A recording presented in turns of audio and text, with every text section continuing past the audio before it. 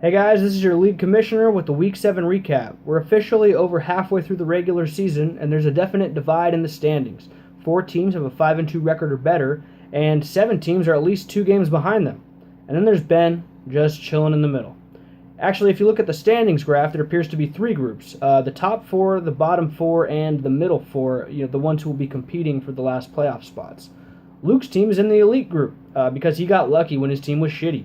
But now his team is good, and he's broken 100 points for 2 consecutive weeks. Not that he needed to this week because his team faced the Giants' bullpen. And just like every team that plays Luke, Timmy's team didn't score many points at all. But let's be real, though. If Timmy's team is the Giants' bullpen, then Nick's team is Clayton Kershaw in October. Late in the fourth quarter, Nick's kicker missed a field goal to bring his point total down to 34.5. When AP got the lowest score in the league once again, and this time I checked the history books. In the 2015 season, Eric scored 35 points in Week 5 and 36.5 points in Week 11. So this is the new lowest score in league history. Congratulations, Nick! We all hoped you can do it, just like we all hoped Clayton Kershaw and the Dodgers would get destroyed in Game 5. House Terrell put up a solid 95.5 and takes home an easy victory, and this ends Kyle's 3-game losing streak. Macklin, you son of a bitch, is on a 3-game losing streak, and the Tecate Hammer Games wins it second in a row. Joey's team has some solid RB2s, and Vernon Davis was a great tight end pickup, at least while Jordan Reed is out. But his receivers leave something to be desired. And Ben's genius was showing this week as he decided to start Matt Forte, who's been struggling as of late. Ben's team is probably better than Luke's, and you could argue that Ben is in the group of teams that are locked to make playoffs, and Joey seems to have 10th place locked down.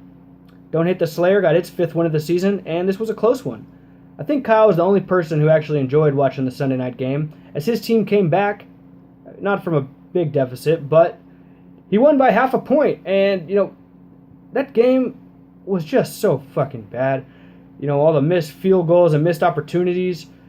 Speaking of missed opportunities, Curtis, if you'd have set your lineup, you've had an injured running back in for 2 weeks, but if you set your lineup, you beat Kyle, and it would have been great. But Captain America gets the loss by half a point. Curtis is still in 6th, and Kyle is still in 2nd. So actually, 9 of the 12 teams didn't move in the standings between this week and last week. And Adam, the champ, has been in first place since Week 3, and he keeps his 1-game lead with a win over Run and Hide. Mike started out the week with a nice game from Randall Cobb on Thursday night, and after that game, I think he had a half-point lead over Adam, and Adam only had 6 guys left. But Mike's team had some bad luck, injuries and uncertainty about who would be the Bills' starting running back. Anyway, Adam posted the highest score in the league once again. My team lost, but as a result of Mike's loss, I actually moved up in the standing. I went from 8th to 7th because of Mike losing. I thought that was kind of weird. But Fat and Lacey had a pretty average day. Nothing to write home about. I think I was within 1 point of my projected score, but average wasn't good enough to take down America's team. LeGarrette Blount continues to dominate, even with Tom Brady back. He's looking like a real RB1. Julio Jones is the best receiver in the NFL, but I thought maybe I had a chance this week, against Will, because, Ezekiel Elliott was on a bye. And I don't know how many of you paid close attention to Green Bay's backfield this week, but I'm going to tell you a little story. So Eddie Lacy and James Starks are both out. So Green Bay traded a draft pick for Niall Davis. They also promoted Don Jackson from their practice squad and also considered using Randall Cobb and Ty Montgomery as running backs. So who the fuck do you start as a running back from Green Bay? No one, that too. You stay the fuck away from those running backs. But what if it's your running back on the IR for the rest of the season?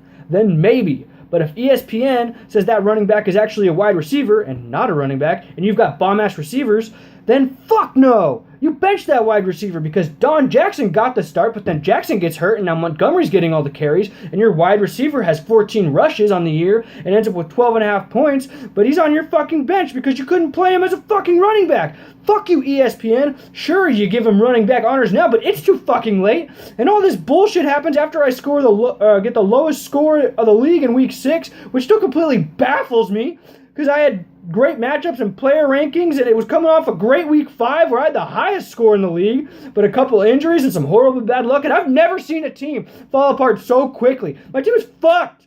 You know what you do when your team is fucked? You sell the house, you jump ship, you trade your whole team to Kyle, now he's going to win the Shiva. God damn it!